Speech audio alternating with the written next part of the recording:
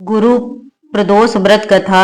गुरुवार को बृहस्पति देव की पूजा का विधान है। जो कोई बृहस्पतिवार को व्रत करता है उसको समस्त विद्याओं की प्राप्ति होती है एवं व्रती दीर्घायु हो जाता है।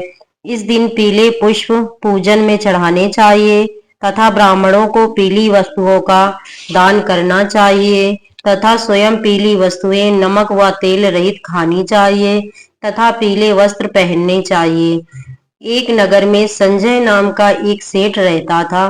भगवान की कृपा से उसको किसी बात की कमी नहीं थी। वह सेठ बड़ा ही दयालु एवं दानी था, किंतु उसकी पत्नी उसके ठीक विपरीत बहुत कंजूस थी।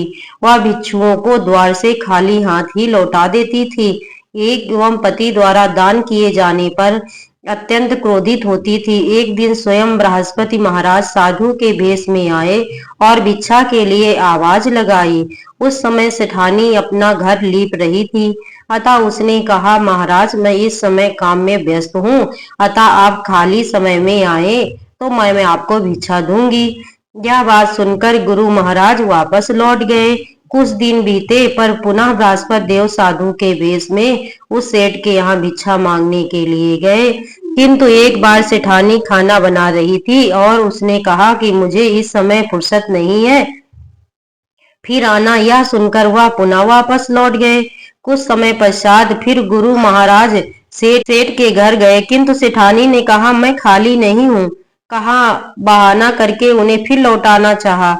साधु महाराज बोले, इस प्रकार तो तुम्हें दान एवं भिक्षा देने के लिए कभी समय नहीं मिलेगा, अतः क्या तुम एकदम खाली हो, जाने पर ही भिक्षा दोगी? साधु की बात सुनकर सेठानी ने कहा, महाराज मैं खाली होने पर ही भिक्षा दे सकूंगी। यह सुनकर साधु रूप में बृहस्पति महाराज ने कहा कि तुमको एक उपाय बताता हूँ, जिसके करने से तुम अवश्य ही खाली हो जाओगी। बृहस्पतिवार को कुछ दिन चढ़ जाने के बाद सोकर उठो तथा घर में झाड़ू लगाकर बीच आंगन में लगा दो, चौका न लगाओ और भोजन चूल्हे के पीछे रख दो। घर में कोई पीली वस्तु न खाए तथा पीले वस्त्र भी न पहने। घर के लोग बृहस्पति को बाल अवश्य बनवाएं तथा जब अधिक रात हो जाए तब दीपक जलाना। इस प्रकार तुम शीघ्र ही खाली हो जाओगी। ऐसा कहकर साधु रूपी बृहस्पति भगवान वहां से थोड़ी दूर चलकर अंतर ध्यान हो गए। सेठानी भी साधु द्वारा बताए हुए कथन के अनुसार अपने कार्य करने प्रारंभ कर दिए, जिससे कुछ ही दिनों में सब धन धान्य का नाश हो गया और भोजन तक को तरसने लगी। किंतु सब अब सेठानी को पूर्ण अवकाश था। कुछ दिन बीतने पर बृहस्पति महाराज फिर उस सेठानी के घर भिक्षा के लेने के लिए गए। सेठानी साधु महाराज को देखकर पहचान गई और बोली कि इस समय मेरे पास कुछ नहीं है, मैं आपको क्या दे सकती हूँ? यह सुनकर साधु महाराज बोले कि अब तो तुम्हें हर समय कोई काम ही नहीं है, अब तो तुम्हें कुछ हमें देना चाहिए। साधु महाराज की बात सुनकर सेठानी ने पहले की कुछ गलतियों के लिए क्षमा मांगी और कहा कि आप मेरे ऊपर दया करके ऐसा कोई उपाय बताने की कृपा करें जिससे हमें धन धान्य की पूर्ण प्राप्ति हो। अब मैं कभी किसी को भी खाली हाथ नहीं लौटाऊंगी और आप जिस प्रकार भी कहेंगे मैं आपका कहना मानूंगी। सेठानी की इस प्रकार की बात सुनकर साधु महाराज ने कहा कि अब तुम अपने नियमों का परिवर्तन करो और प्रातः काल जल्दी सोकर उठो, घर को गाय के गोबर से लीपो, शाम को सूर्यास्त के बाद ही समय पर दीपक जलाओ, भिक्षुकों और महात्माओं को खाली हाथ ना लौटाओ।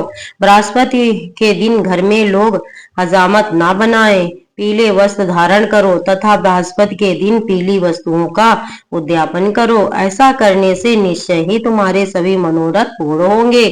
इतना कहकर बृहस्पति देव अंतर ध्यान हो गए। जो कोई भी नियम पूर्वक भगवान बृहस्पति वार का व्रत करता है और इन पवित्र कथा को सुनता है, ईश्वर की कृपा से उसे सुख और समृद्धि की प्राप्ति होती है। इसमें किसी प्रकार का कोई भी संशय नहीं है।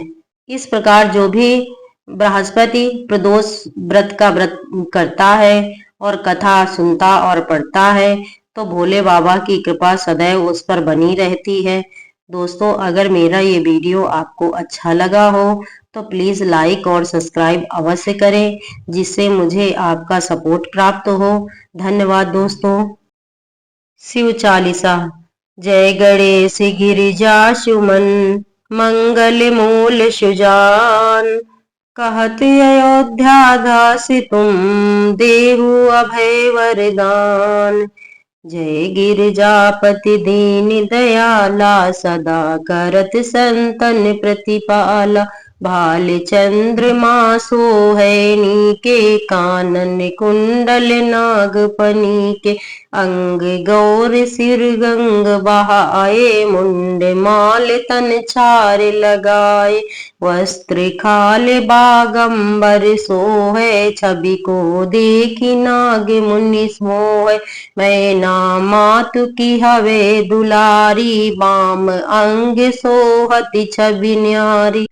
कर त्रिशूल सोहत छवि भारी, करत सदा शत्रुन सहकारी। नंदी गणेश सोहै ते कैसे, सागर मध्य कमल है जैसे।